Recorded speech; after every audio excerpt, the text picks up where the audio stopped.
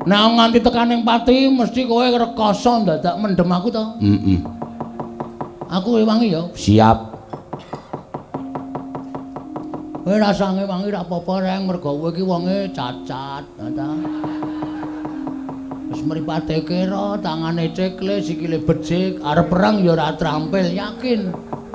Kana kowe mundur kana. Ya ora kowe ya adikku ya tak ewangi. Rasah.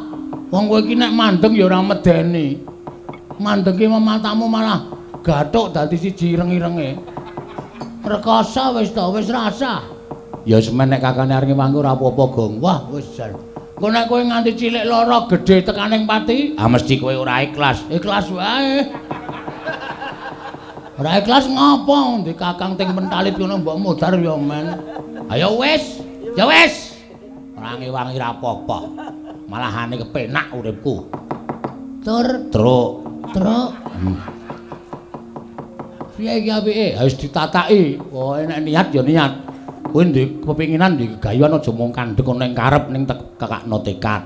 Mergo tekad kuwi pok ing karep. Nek wis nekat kowe dasare wani ngunek-unekke Bathara Guru kuwi nek cara aku wis sesuatu sing aneh lho, Gong. Sapa sing wani karo Sanghyang Manikmaya? Ora ana, kuwi ngarang meneh kuwi. Nek aku wani karo Bathara Guru pancen wani, nek karo Manikmaya aku ora wani. Gong, Manikmaya kuwi ya Bathara Guru, Jatimurti kuwi ya Bathara Guru.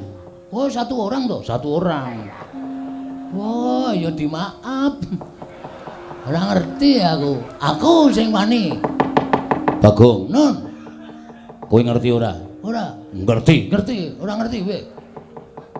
Yen Bathara Guru kuwi sembaning para titah. Lah kok dadi kowe wani?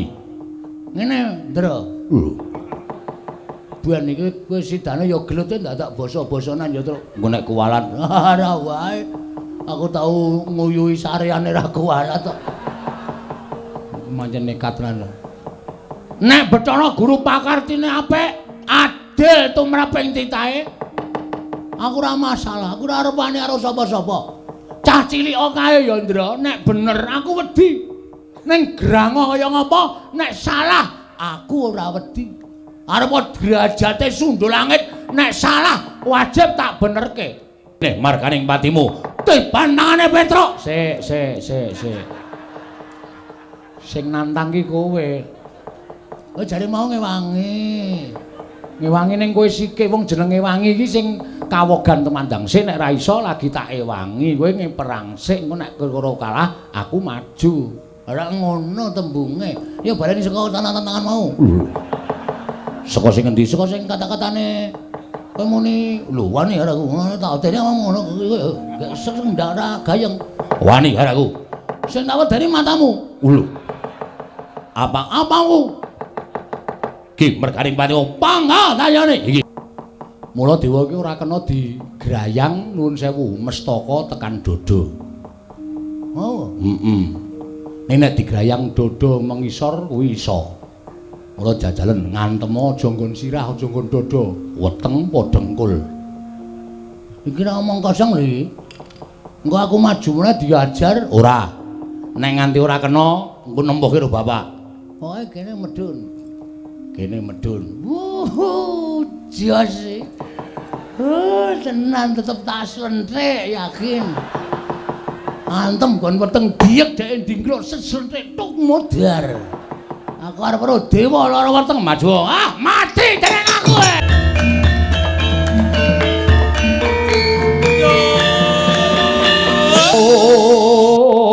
Ndanging prawadya pala.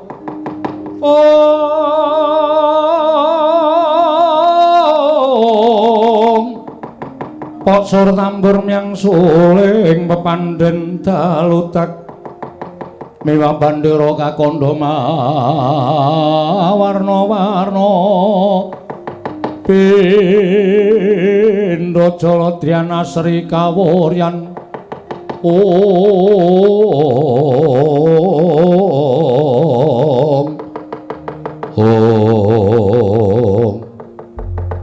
Kenca marudaya pak pong buk bolong kali cedhe sapa sing gawe Mastuti dawuh Padukadi Pramesti Bathara Guru kinen nyameptaken sanggaring para Jawata supados nderekaken tindak paduka jebul boten nganyono-nyono jengandika Adi Guru tedhak wonten ing Madyapada menika mengku suraos kados pundi di Kakang Narada Kakang Resi Kanika Putra inggih wonten pangandika ing adhawuh mugi andadosna ing kawuningan Kakang estunipun anggenipun ingkang rayu tedhak wonten ing Madyapada menika nampi timbalanipun Kakang Ismaya lho Kakang Semar kasinggihan mekaten tumunten Adi Guru tedhak wonten ing Karang Kadempel. Kakang Semar mboten mapan wonten ing Karang Kadempel, nanging mapan wonten ing padukan Pringapus papan pernahipun atmajanipun Kakang Semar inggih menika pun Bagong. Lah wonten menapa dene kok Kakang Semar ngrawuhaken ndika Adi Pramesti Bathara Guru wonten ing padukanipun Bagong. Mugi andadosna ing kawuningan. Sakmangke Bagong betahaken inggih menika tontonaning kasuwargan wujud kayu Dewandaru lan Jayandaru Kakang Narada. Bagong mbutuhaken kayu Dewandaru lan Jayandaru kasinggihan mekaten. Lah wigatosipun aturipun Bagong piyambakipun badhe ambangun papan kinarya pangupa boganing para kawula ing mapan wonten ing sakiwa teng ing padukan Pringapus. Nanging anggenipun badhe bangun wangunan menika kala wau kedah mawa syarat inggih menika Kajeng Dewandaru lan Jayandaru tumunten Kakang Semar paring dawuh kelawan ingkang rayipun Bathara Guru nyuwun supados ulun maringaken Dewandaru lan Jayandaru tinampi dening atmajanipun Lurah Semar inggih menika pun Bagong. Wah, dalah. Lah menika lak gampil to, Di. Menika perkawis saking boten angel. Paduka menika kedah ngemuti bilih Kakang Badrana inggih Kakang Semar menika kalebet kadang paduka piyambak. Torti nemu werda saking paduka Adi Pramesti Bathara Guru mila menawi atmajanipun Kakang Semar menika nyuwun supados sakmangke boten ketang sekedhik paduka Adi Pramesti Bathara Guru maringaken Dewandaru lan Jayandaru menika kula kinten boten kawratan. Estining manah kula mapan mekaten. Lah lajeng sabab menapa paduka ngawi sangganing para Jawata, para dewa mlempak wonten ing mriki? Krana sakmangke mugi andadosna ing kawuningan. Sareng Bagong matur ingkang kados mekaten tumunten kula matur lawan Kakang Ismaya. Pangandikanipun Adi Pramesti Bathara Guru kados pundi? Kakang Narada prisa piyambak. Estunipun tasih kogel kagelan manahipun Manikmaya krana sasampunipun kula dados Jawata. Dewaning para dewa mangreh Triloka sangganing para titah boten ngemungaken jalma menungsa nadyan jim setan pripayangan sedaya sami manembah kalawan ingkang rayipun Jatimurti. Klebet para Jawata ugi manembah kelawan pun Manikmaya. Namung setunggal titah ingkang boten purun manembah dhateng ingkang rayipun Manikmaya inggih menika pun Kakang Semar. Tumunten kula matur dhateng Kakang Ismaya kedah wonten syarat srananipun. Syaratipun menapa? Syaratipun boten sanes kejawi namung titah setunggal menika kedah ngginakaken tata krama sarta nyembah kelawan ingkang rayipun Jatimurti. Mangke rumiyin titah ingkang dipun ngajengaken Adi Pramesti Bathara Guru menika sinten? Mboten sanes kejawi namung Kakang Semar piyambak. Kakang Narada. Ah, dalah. Ah, nika ya aeng-aeng. Lajeng menawi Kakang Semar kemawon mbok menawi sarana nglabuhi dhateng atmajanipun Bagong piyambakipun badhe purun nyembah tuwin nindakaken tata krama kaliyan pun Manikmaya. Nanging jebul ingkang boten trimah Bagongipun piyambakipun utawi Bagong boten nglilakaken menawi Kakang Semar manembah kalawan ingkang rayipun Jatimurti. Pun memper. Mergi Bagong menika sampun kertos bilih Kakang Semar menika kadang dika werda. Tegesipun sepuh Kakang Badrana tinimbang paduka Adi Pramesti Bathara Guru mila mboten aneh. Tumrap kula raosipun Bagong menika mboten kedugi amargi tiyang sepuhipun inggih menika kedah nyembah dhateng paduka Adi Pramesti Bathara Guru mongko ingkang tinemu taruna. Tegesipun paduka menika mboten kok ngaturaken utawi ngendikaken syarat srana ning panjenengan menika ngendhak dhateng derajatipun Kakang Semar. Ah, menika mboten prayogi lho, Di. Kakang Semar menika kula warga paduka piyambak. Kakang Semar menika kadang paduka werda. Mila menawi saking pamrigipun ingkang raka ing Sidhi Pangudal-udal, Dewandaru lan Jayandaru menika kaparingna dhateng pun Bagong, menika mangke mboten badhe wonten tetembungan kriwikan dadi grojogan geguyon dadi tangisan. Namung maringaken Dewandaru lan Jayandaru kemawon awratipun ngados menapa ta wong nyatanipun tethukulan menika tuwuh wonten ing kayiwangan kathah sanget. Mila menawi Bagong menika nyuwun sekedhik kemawon tartemtu paduka Adi Pramesti Bathara Guru temtu maringaken dhateng pun Bagong. Sampun ngantos namung perkawis alit kados mekaten dipun dadosaken perkawis ingkang ageng. Kakang Trada, punapi? Malah srana menika dados pancatan anggen kula badhe ngendhak dhateng Kakang Semar Badranaya. Lah, tenan to. Malah kedawa-dawa ora karu-karuan. Lah menapa paduka diprasi Bathara Guru wantun dhateng Kakang Semar menika dados pancatan. Menawi Kakang Semar badhe wantun kalian kula malah Dewa Ndaru lan Jaya Ndaru mboten badhe kula paringaken dhateng pun Bagong. Panjenengan prisa piyambak watak wantune anak-anake Semar menika panjenengan kedahipun sampun apal. Bagong ngantos nggadahi slogan kados mekaten menika tertentu nggadahi pemanggih sanes tegesipun kados pundi.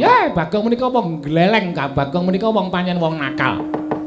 Nek nganti Bagong terus gawa graji munggah teng kayangan wit-witan Dewa Ndaru Jaya Ndaru disenso kabeh pripun? Ada taya kowe. Wah, Bagong niku wong nekat. Bagong dirajongi karo Garek karo Petruk, sentek kayangan. Kakang Trada, punapi? Ing mekaten Bagong sakmangke badhe kula patrapi paukuman. Harataya manah tekan ndi-ndi? Semare luput, Bagonge diluputke. Inggih, kedah mekaten. Terus Bagong badhe kula pejahi. Lho, kok dipun pejahi pripun? Amargi sampun wantun kalian kula, Bagong boten nyawang menawi Bagong menika namung ditah kula menika dewaning para dewa. Bagong wantun nyula wetha kalian ingkang rayipun Jatimurti, Bagong wantun nias dhateng pun Manikmaya, tegesipun kalepatan tumraping kadewatan. Boten wonten paukuman ingkang pantes kagem Bagong kejawi amung dipun cemplungaken wonten ing kawah Candradimuka. Ora tedas, yakin. Kawah Candradimuka boten kuat ngobong kalian pun Bagong. Ngoten lho. Wong ora salah ora luput dicemplungke ning kawah menika mboten badhe mempan. Mboten badhe kobong. Kakang Trada punapi? Sakmangke Kakang Trada dawuhaken para wadya Baladewa damel risak wonten ing kadukanipun Bagong inggih menika pun padukan pringapus. Sak menika ugi Kakang Trada punapi? Panjenengan teka kendel kemawon. Nuwun sewu, Di. Tida-tida raos sing manahipun ing Rama Siti Pangdalutal menawi kula kadhawuh supados ngrisak dhateng papan dunipun Bagong. Ternyatanipun saking petanganipun ing Rama Siti Pangdalutal kelepetan menika mboten kelepatanipun Bagong kaliyan pun Semar. Ning lupute Adi Guru. Lupute Adi Guru ingkang duweni watak adigang adigung adiguna dumeh dadi dewaning para dewa. Panjenengan mboten ngurmati dhateng Kadang Werda inggih menika pun Kakang Semar Badranaya. Malah panjenengan badhe ngendhak derajatipun Kakang Semar menika tumrap kula mboten mathuk, kula mboten rujuk lan kula mboten condong. Menawi Kakang Trada mboten mathuk lan manggihipun Bathara Guru tegesipun Kakang Trada wantun dhateng pangaos kula. Mboten badhe wantun. Nanging kula menika kami tuaning dewa. Kula menika kami tuaning kayangan. Panjenengan menika menawi badhe menggok mergi tertentu kula jejekaken. Kula badhe jejekaken ingkang bengkong. Beneraken ingkang luput menawi dados pakartinipun Adi Pramesti Bathara Guru. Kakang Trada nadyan panjenengan kami tuwa nanging ing dados panguwasa tunggal menika kula. Sanes. Lho, sanes dos pundi? Ingin dados panguwasa tunggal menika Gusti Ngakarya jagat kula lan panjenengan menika namung kinarya pirantinipun anggenipun niti priksa dhateng para titah ing mapan wonten ing jagat. Dados menawi paduka menika ndewekaken utawa mengeranaken dhateng panjenengan piyambak menika lepat. Kakang Trada punapi?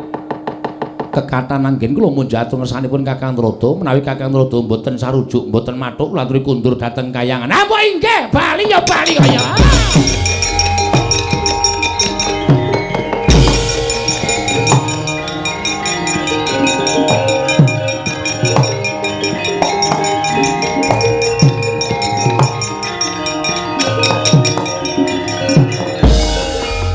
Pandhita kang ginarya wangsit pindha kombang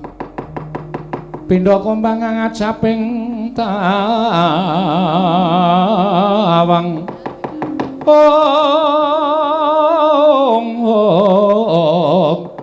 susu angin ngending gone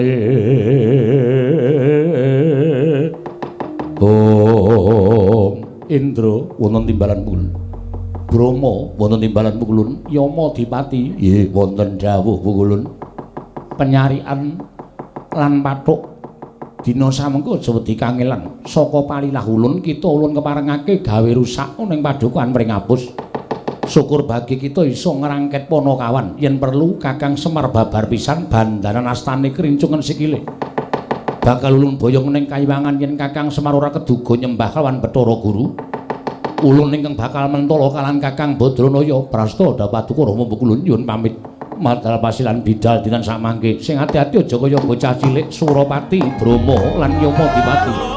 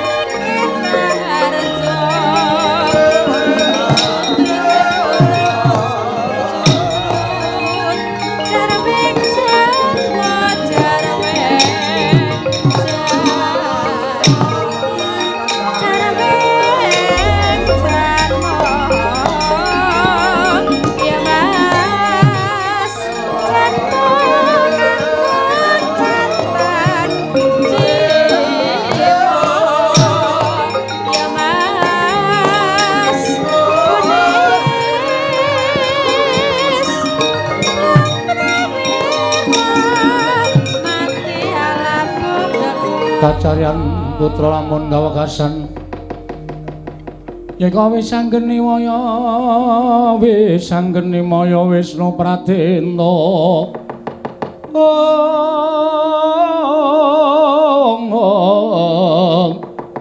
wis anggeni maya Wisnu Pradenta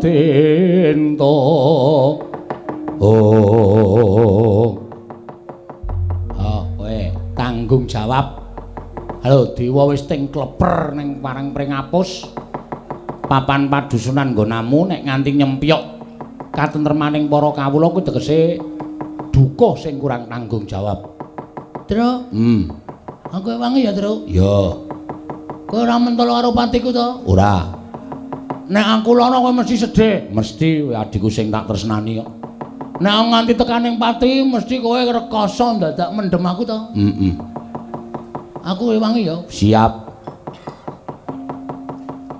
Kowe rasange wangi ra apa-apa reng mergo kowe iki wonge cacat, ta. Wis mripate kira, tangane cekle, sikile becik, arep perang ya ora trampil, yakin. Kana kowe mundur kana. Ya ora, kowe ya adikku ya tak ewangi. Rasah. Wong kowe iki nek mandeng ya ora medeni. Mandenge matamu malah gathuk dadi siji ireng-irenge. Rekoso wis to, wis rasah. Ya semen nek kakane arep mangku ora apa-apa, Gong. Wah, wis jan. Engko nek kowe nganti cilik lara gedhe tekaning pati, mesti kowe ora ikhlas. Ikhlas wae. Ora ikhlas ngopo? Ndi kakang ting pentalit ngono mbok mudhar ya men. Ayo wis. Ya wis. Ora ngewangi ra apa-apa. Malahane kepenak uripku. Tur, Truk. Truk. Piye iki apike? Wis ditataki. Oh, nek niat ya niat. Kowe ndek kepinginan ndek gegayuhan aja mung kandhek ana ing karep ning kakakno tekad. Mergo tekad kuwi pokoke ing karep. Nek wis nekat, kowe dasare wis wani ngunek-unekke Bathara Guru kuwi nek cara aku wis sesuatu sing aneh lho, Gong. Ora ana wong sak jagat iki sing wani ngunek-unekke Bathara Guru jaba ing kowe. Ha ta? Saiki tandangi. Dewane akeh. Akeh, dewa ki akeh banget. Bathara Indra, Bathara Dana, Bathara Kasina. ora. Kuwi Warkop. Beda karo Warkop. Beda. Bathara Indra, Bathara Brahma, Bathara Brahma iki Bathara Dewaning Geni. wah iya, oke ora masalah. Kudu tok simpen sik carane piye ngalahke Bathara Indra iki piye. Glut. Heeh. Bathara Brahma. Bathara Brahma Dewaning Geni, maju kudu telesik awake. Ha iya. Kono ngetokke geni ora bakal temomo. Bathara Bayu. Weh, Ana. Ana. Dewaning apa iki? Dewaning angin. Sebelah angin kontal kuwi kudu piye carane menanggulangi supaya aja nganti kalah karo dewa-dewa kuwi. Menyang aku ning ngurimu. Kowe aja negake aku ya, Mas. Ora, wis aja kuwatir. Apa sing tak gayuh kelakon kowe ya mesti bakal ngrasake penak. Aku ngempek kamukten le. Oke. Lara wong loro mati kowe dhewe ya. Gus iki.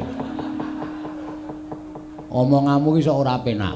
Lara wong loro mati wong loro. Siap. Pethoke dewa-dewa.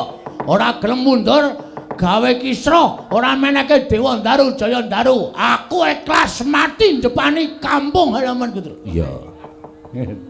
Kowe anggere muni ngono kuwi aku seneng. Aku sing deg-degan. Wis wani muni kok ora aku dhewe. Mangkat yo. Yo, mangkat yo ora usah kok ngomong yo.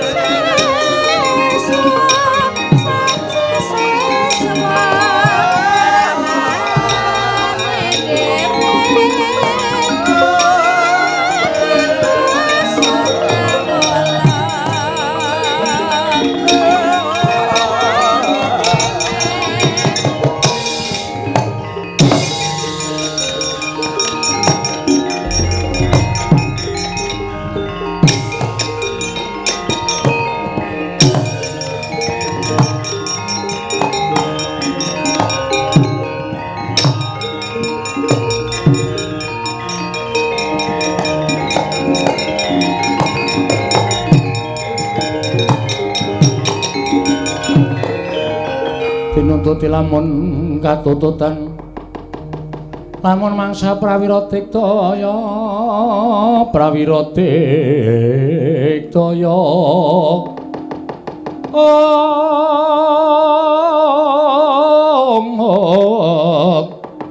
ora nanggana magawe glarira wang-wang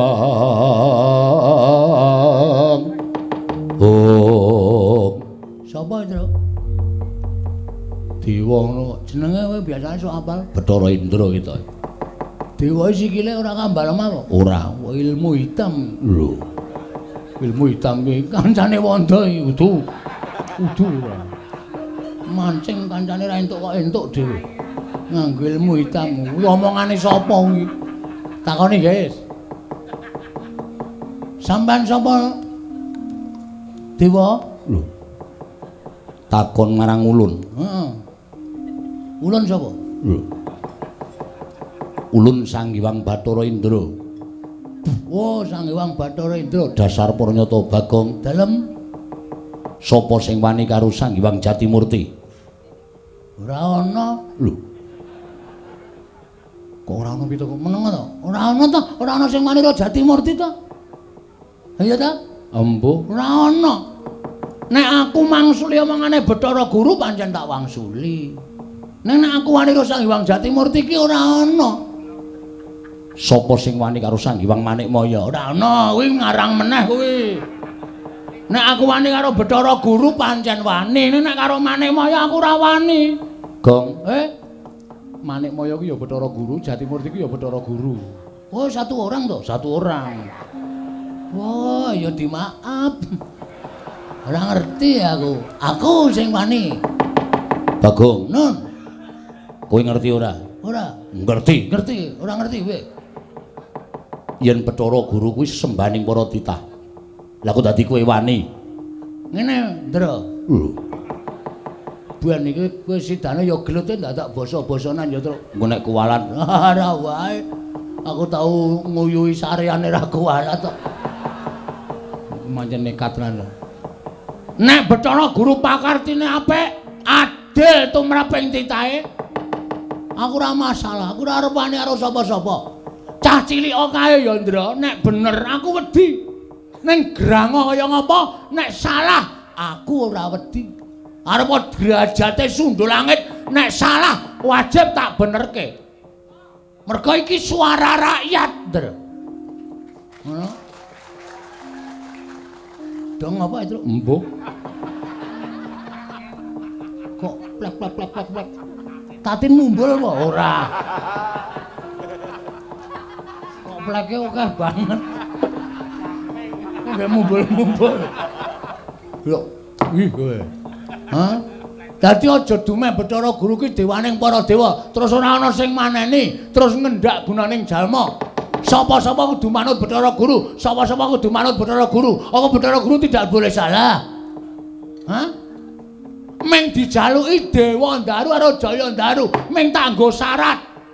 Lah kok Semar kon nyembah karo Bathara Guru anggepe apa? Semari bapakku, Indra. Semari wong tuaku. Nek ana menungsa sing arep ngendak derajate bapakku, aku ora ikhlas. Aku ngewangi wong tuaku. Lho, malah wani karo aku. Aja kok kowe. Kowe iki anake Bathara Guru to? Iya. Anak nomor 4 to? Iya. Kowe kok ngerti? Menurut buku. Ngono kuwi nek sejarah aku ora ngerti wong lairmu ki, aku ora ngerti bidane sapa kok. Hah? Aja kok kowe bapakmu ki nek salah kudu tak benerke. Aku bapak kok nyembah, kok kon basa, kok kon tata krama. Ora mungkin. Ora iso. Bapak ki tuwa bapak mangane Bathara Guru. Bathara Guru sing kudune basa karo bapak. Menggone unggah-ungguh ki Bathara Guru sing kudune nyembah karo bapak. Bapak wis gelem dadi titah, gelem dadi wong cilik, gelem dadi pamomong, ninggal kamukten kajewatan. Dipasrahke Bathara Guru kok wis dadi wong cilik, dadi pamomong, kok isih kon nyembah karo Bathara Guru. Model apa kowe? Ayo ge omong-omongan. Piye meneng wae iki? Stay. Nek omong jan mentes. Bathara Indra nganti meneng wae. Meneng wae nek terus ngampleng cilaka iki. Lu ngomong ning ora gek plek-plek malah ora apa-apa nek meneng wae terus dis ngono. Aku ora siap, Pedro. Ono aku kok. Lho, terus ngopo? Lah aku ya lunga.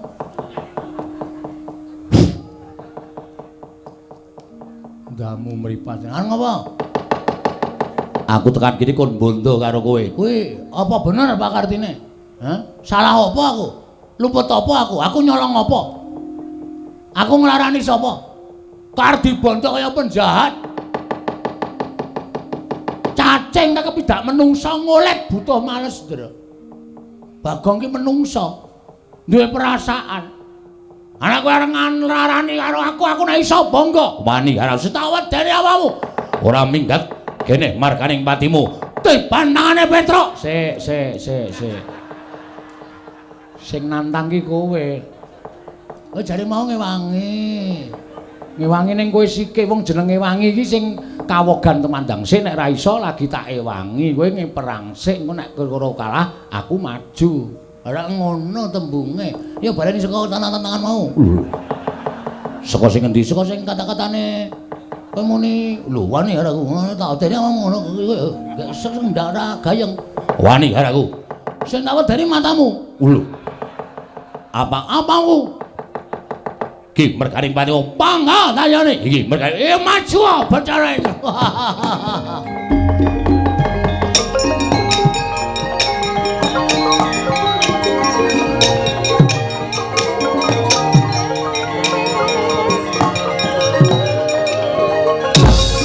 Mati.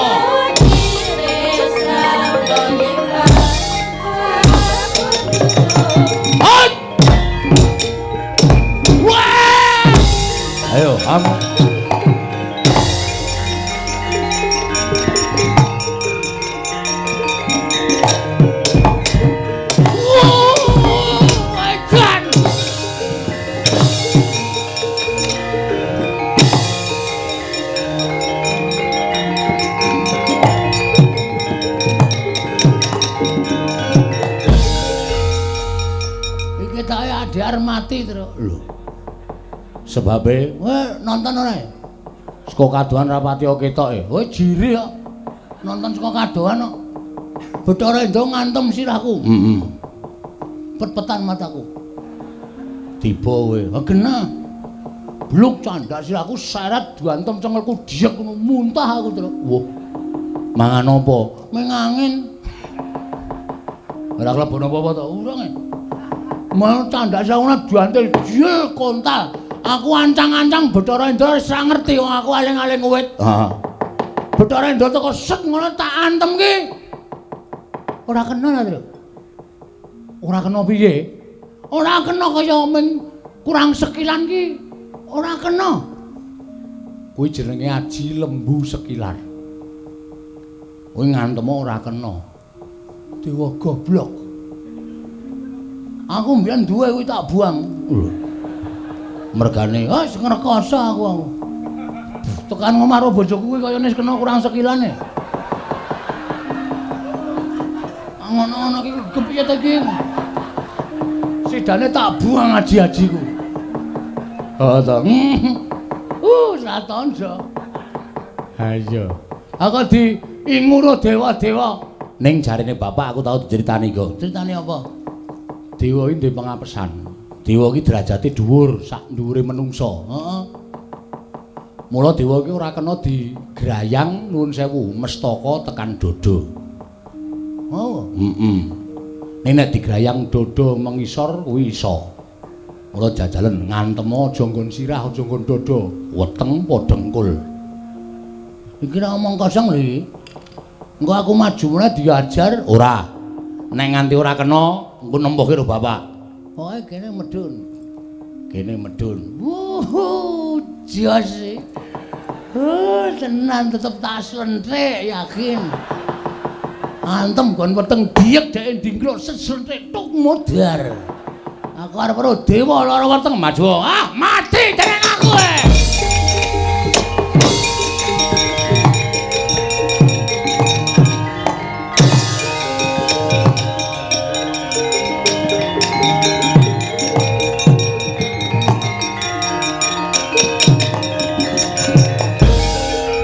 Ngopo iki? Ayo ditutuke Mas yo.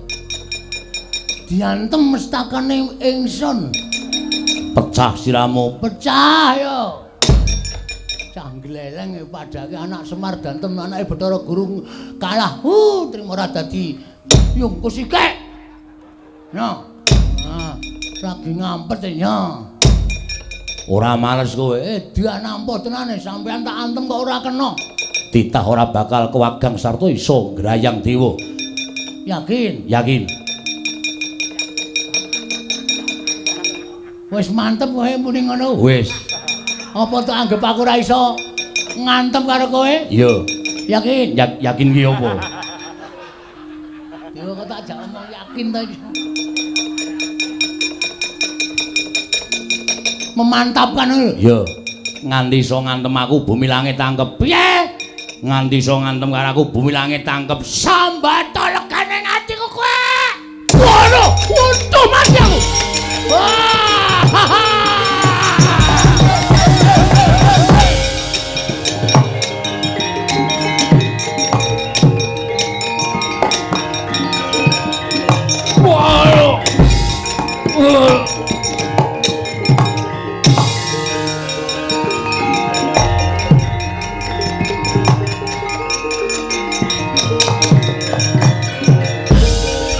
Wong edan.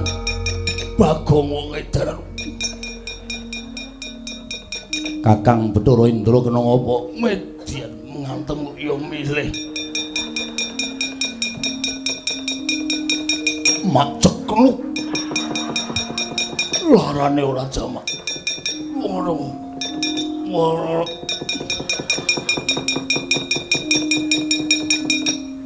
Sapa iki?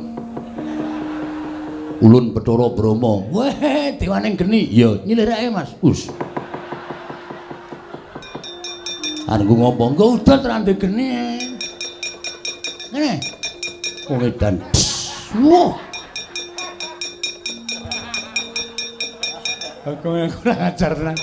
Dewa-dewa dadi ece tenan. Arep ngopo kowe? Ngewangi Bathara Indra, ha? Hah? Ayo, apa tak anggap aku ora iso ngantem para dewa? Sampya mungsuh aku kowe. Wiladal ngedapi-dapi temen.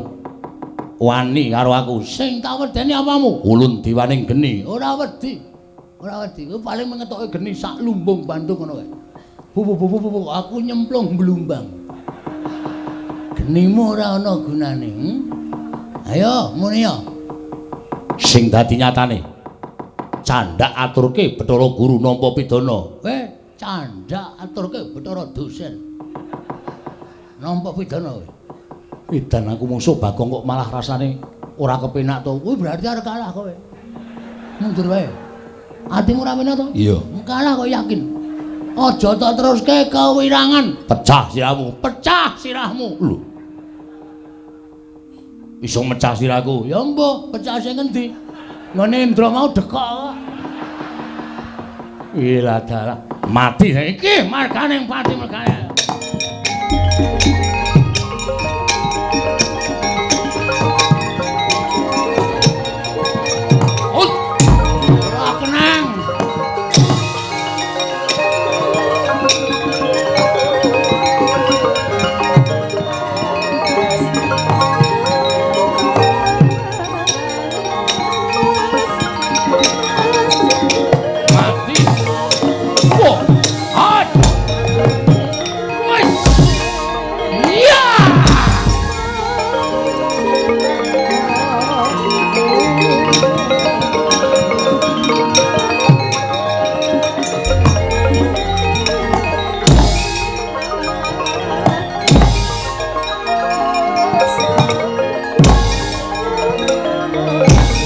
Ayo maleso. Maleso.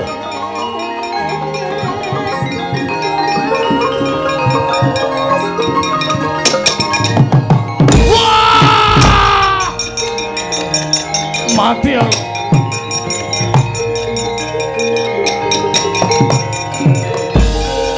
Piye, Gong? Cara brangae bajigur ana. Ha ngopo? Tak inceng ndase. Sepatune dunggahke. Aku nggajul kono kena sithik, anggon aku kena akeh. Mules. Leren sik terus. Wah iya. Ora apa-apa. Golek es teh. Moh.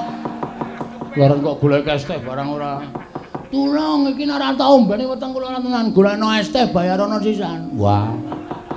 Cang nekat ora jamak-jamak ora Ngono. Kuwi anggere nyoro tambegan ngono wis mari. Mah. Wetenge dilus-lus. Kowe ora ukuran kok Gong kowe iki. Penyakiten iya kowe. Kok gede banget semono to, Gong?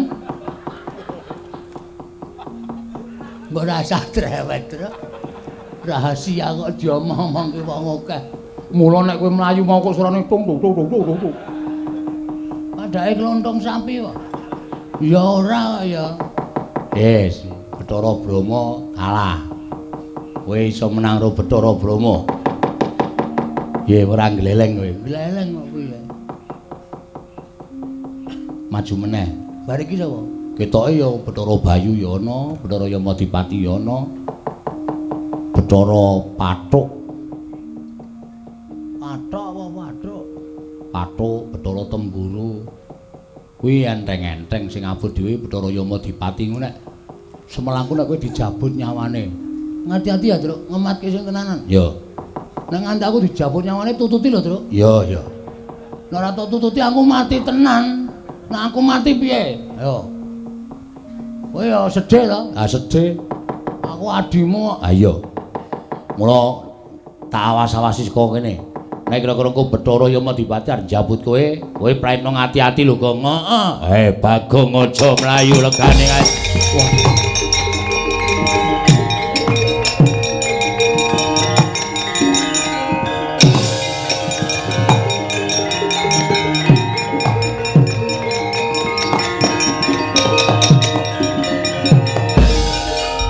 Mundura. Kaya aja nganti wani karo dewa. Iki Yamadipati. Iya. Oh sing jabuti nyawane titah. Ya pancen kepara nyata. Ora gelem semingkrak jabut nyawamu cemplungke kawah Candra Dimuka. Piye? Jabut nyawamu jabuten iso mati dening. Wah. Wah. Wah.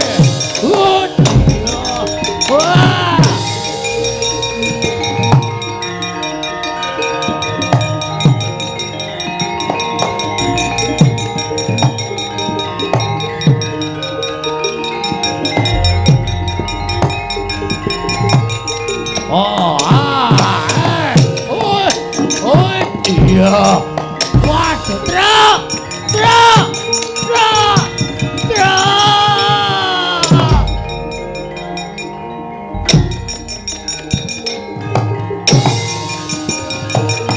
Waduh.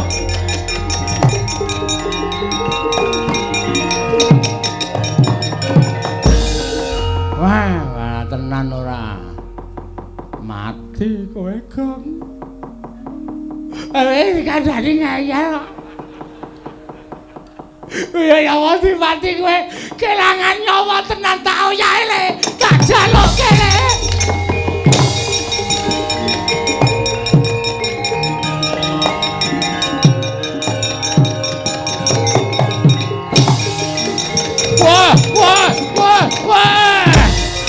Wah, ada.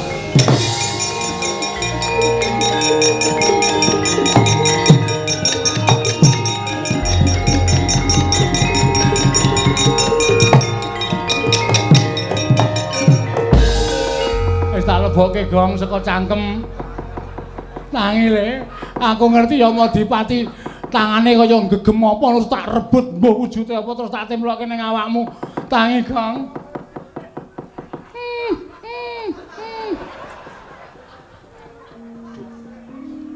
Baru nyawa kirik apa ya? Gong.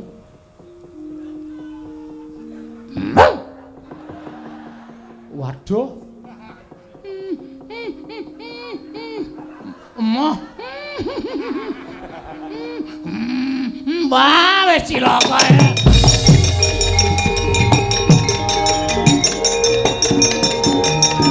Wah.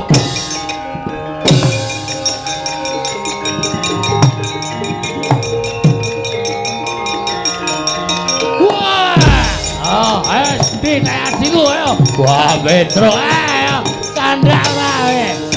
Wah, ada.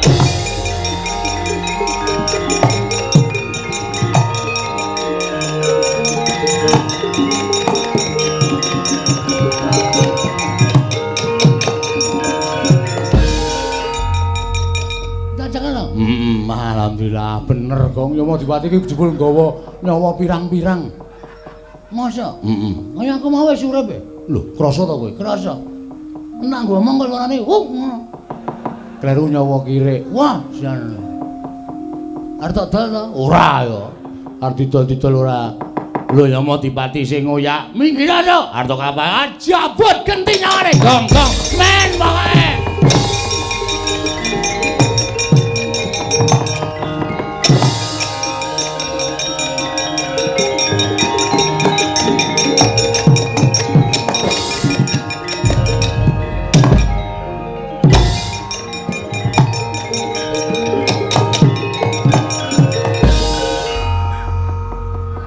Kok jabut genti? Mudar wae. Adake anak Semar iso njabut nyawa ta iso wae anggere mlebu nggawa arit rak kekreki kabeh. Saedan ora. Balekke Gong. Ora arep tangu. Lho. Arep dingu piye nyawa kok dingu?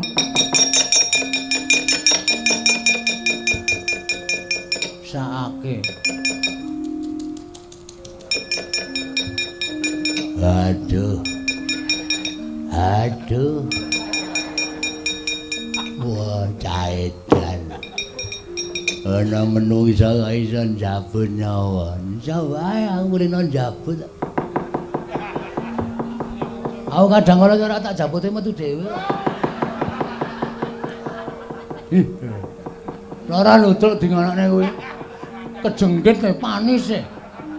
Kuwi nang anu sok aleman e. Iya, Bagong. Ayo bali. Iya. Sepatune ukuran pira kuwi?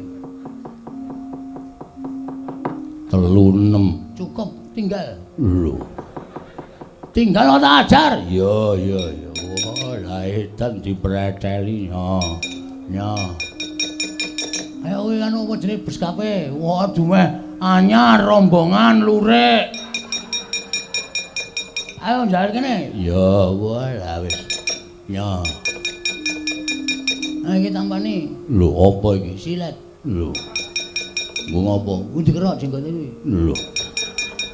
Ben ngopo? Ngingu kok jenggot. Ngingu ki wedhus ben mana? Oh, ya men kowe iki senengane kok senengane. Sono mulai kono. Yogi kowe ya.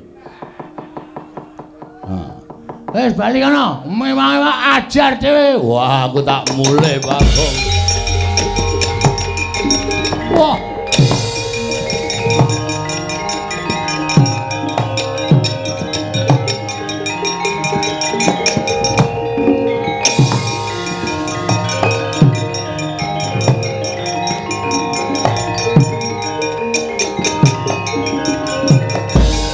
Pandhita kang ginarawangsit pindha kombang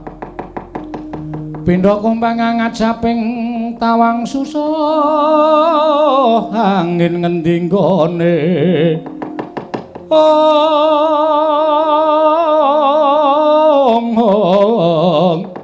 miang kalihing kangkung peksimi beruluke ngungkuli langit Mas Tunama sidam sekaring bawun langgeng. Andu para temene ngatasé mung drajating Panakawan isa ngorak-arik karo barisaning para dewa. Bagong, Petruk, Nala Garing. Kita ora gelem mundur. Kita ora gelem masrahake kelawan diri kita, ulun bondo, ulun boyong marang Kayuwangan. Yen perlu wong atuwa kita, aja takon dosa. Padukuan tak tamani Cis Trisula ora kobong wong sak padukuan aja dundang manik moyo keparat.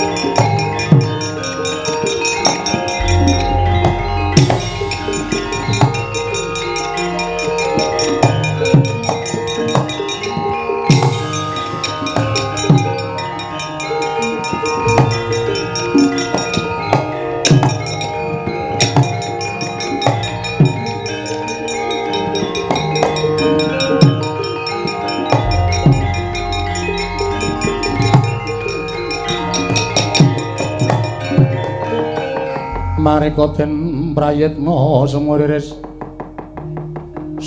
eka balik titiyani kandayani Trisanya Purnama sasi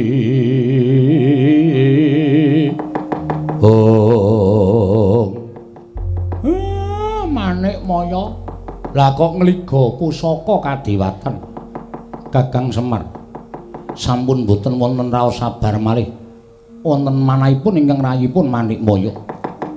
Dinten sak mangke Kakang Semar keparing maringaken dhateng Atmaja panjenengan Bagong menapa mboten?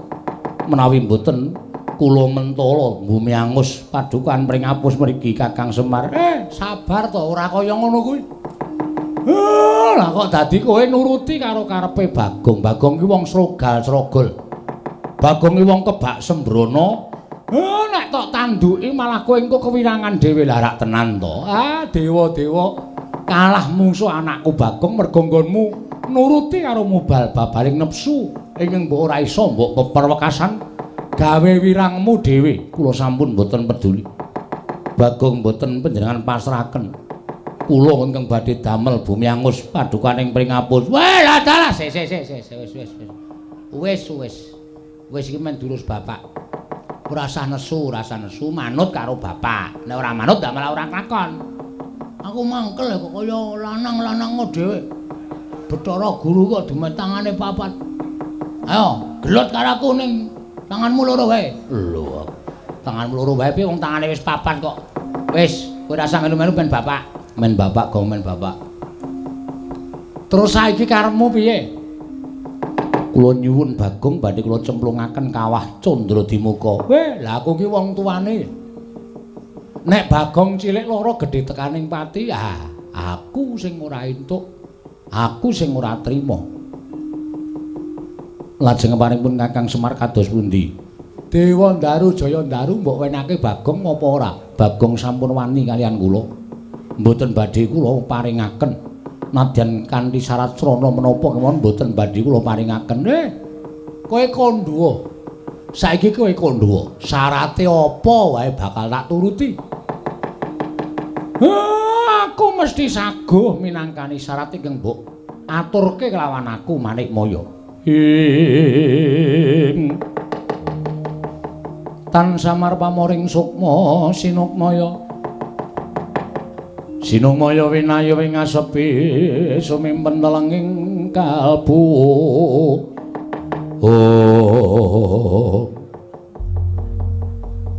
Menawi Kakang Semar dawuh mekaten kula badhe ngaturaken syarat srana. Syarate apa? Gandeng Bagong sampun wantun kalian kula. Tegesipun Bagong sampun wantun dhateng pangaosipun kadewatan. Wantun dhateng panguwasa ingkang rayipun Manikmaya. Terus dosane Bagong aku sing nyandang, lupute Bagong aku sing nebus. Ora apa-apa kowe kandha. Menawi Kakang Semar mboten parengaken Bagong kula boyong dhateng Kayuwangan sakmenika ngaten kemawon. Kakang Semar dados lintunipun. Ijole piye? Kakang Semar kula boyong dhateng Kayuwangan. Sawise tekan Kayuwangan menika Purbawasa wonten astanipun ingkang rayipun Manikmaya. Wonten ing Kayuwangan sakmangke Kakang Semar dados lintunipun Bagong nampi pidana saking rayipun Jatimurti. Sagah menapa mboten? Lakonane. Pak.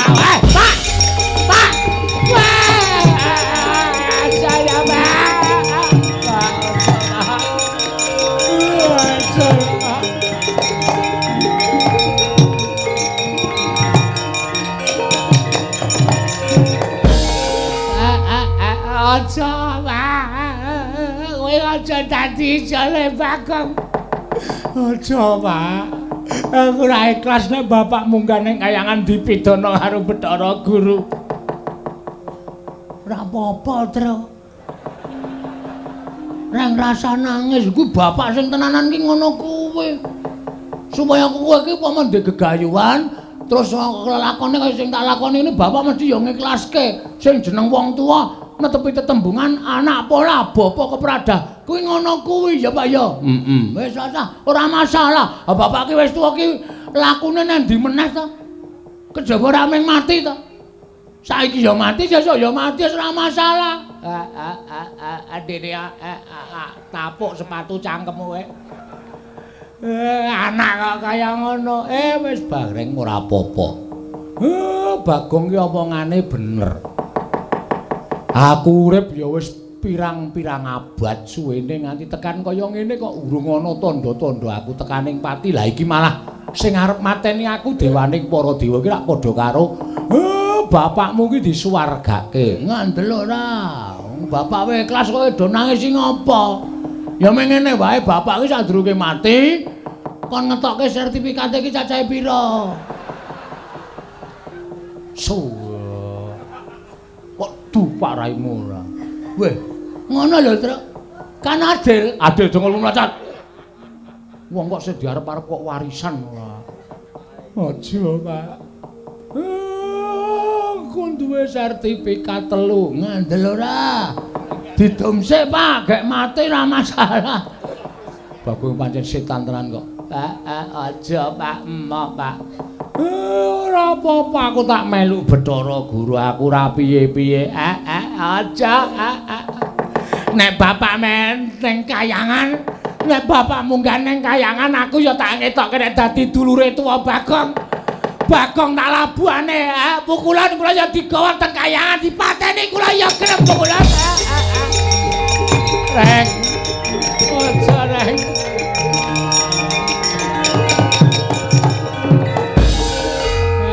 Wis terus aku ya wis tuwa, umurku ya wis pirang-pirang.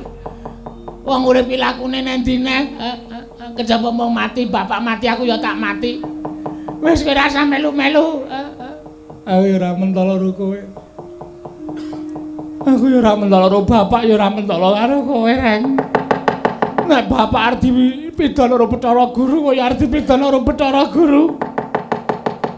Pukulan kula mboten kantun, kula ya melu teng kayangan mang pidana sisan kula.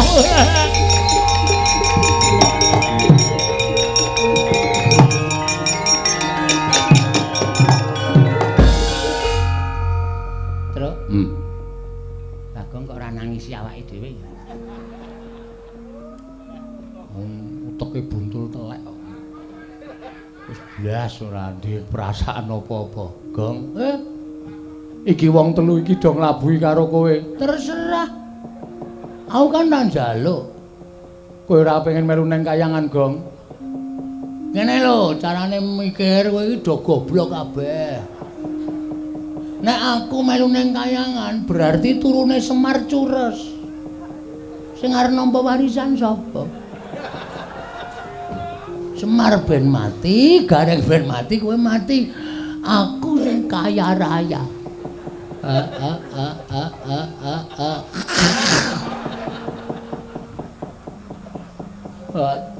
Cangkem kok kaya ngono. Aku nang omah wae. Nek nganti aku engko gagal gegayuhanku mbangun niki, sapa sing dicucuk? Wis, nek pancen do ikhlas mbelani aku ora masalah. Aku matur nuwun ya, Reng. Matur nuwun ya, Truk. Matur nuwun ya, Pak. Wis do mbelani karo aku. Pun kula nggih digawa rika. Pun mboten sak ditakon cemplung kawah blung modar kabeh pun. Iya, aku ngene iki nglabuhi kowe lho, Gong. Aku ya ngerti kok, wis tenang. Engko tak tulis nang tembok omahku. Pahlawanku 1 Semar, 2 Gareng, 3 Petruk. Pahlawanku. Dilukis. Wah, angel nglukis matamu iki lho, Reng. Setan tenan tenan. Kakang Semar. Piye? Panjenengan sampun ikhlas. Ora ikhlas sebab apa? Apa mati kok ora ikhlas. Mati kuwi sangkane dhewe-dhewe. Upama sangkanku saka kowe ya wis tak terima-terimake. Nolo Garing ikhlas. Mboten ikhlas ngapa? Bapak ora ana kok kula kene urip-urip sing sambat sebut karo sapa? Petruk ya ikhlas. Mboten ikhlas pun mang beto kula telu-telune teng kayangan. Ganti sule Bagong sawise Semar Gareng lan Petruk ulun cemplungaku ning kawah Candra Demuka. Ulun bakal maringi Dewa Ndaru lan Jaya Ndaru lawan Bagong Semar Badranaya.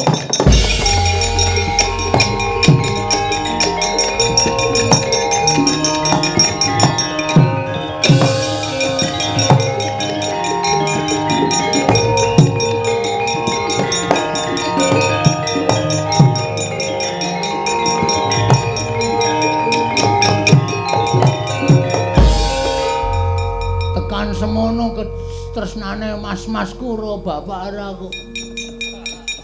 Nganti wis ngiklasake nyawane cempluke ning kawah ming paduna aku ben entuk Jaya Ndaru karo Dewa Ndaru. Kok sepi ya suwe-suwe. Ra ana sing takjak omongan, ra ana sing takjak geguyon. Monggo aku nek tangi turu ora raope langsung ketemu Gareng terus do ngopi wong loro. Raketang pait. Terus udut-udutan raketang tegesan. Ning sing penting ra iso ngulir budi ngasah kadewasan karo Kakang Petruk ya ora ana. Monggo Semar iki janjane kuwi tresna tenan karo kowe lho, Pak. Kowe mesti ngekeki ngelmu karo aku arep pameng lumrah ngelmune wong cilik-cilikan nang iso digawe urip. Aku mau kok ya ora melu to, edan. Terus sapa sing arep bantu karo aku wis iki nek aku mlayu nang Ndara-ndara Pandhawa. Matur Ndara Puntadewa. Matur Ndara Puntadewa. Iya piye, Bagong? Bapak kali gareng kali Petro digawa teng kayangan. Lah kena ngopo? Belani kali kula. Niki ajeng dicemplungke teng kawah. Lah kok kowe ora? Kula mboten melu. Menungsa apa kuwi Werkudara geceken sirahe? Wah, iya. Yes. Modar aku. Iki nek lapor nang Ngamarta, upama aku mlayu ning Darawati.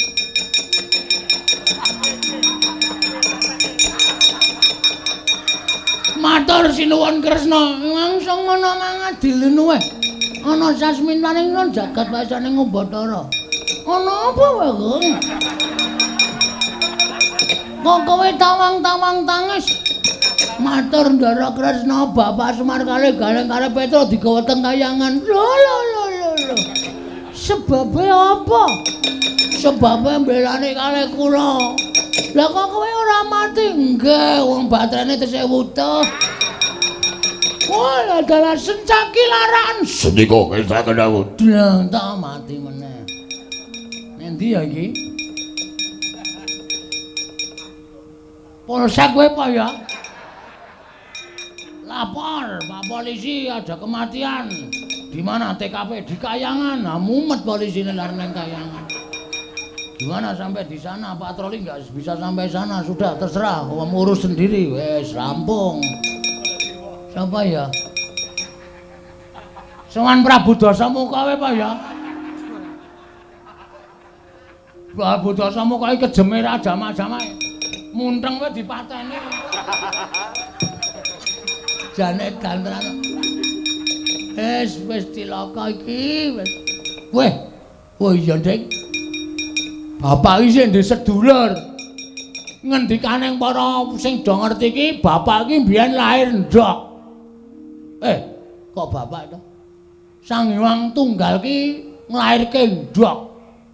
Terus kuningane dadi Sang Hyang Guru, kulite dadi Watagok, teleke dadi Semar. Putihe, telek putihe dadi Semar. Weh. Ndok putihe, Ding. Nah, Watagok. Aku sing ngrawuh, Wah, aku njaluk tulung ya, Pak. Bapak digawa nang kayangan. Nek si Watagok ora iso nulungi bapak tak jembarke cangkemmu, Wong. Po.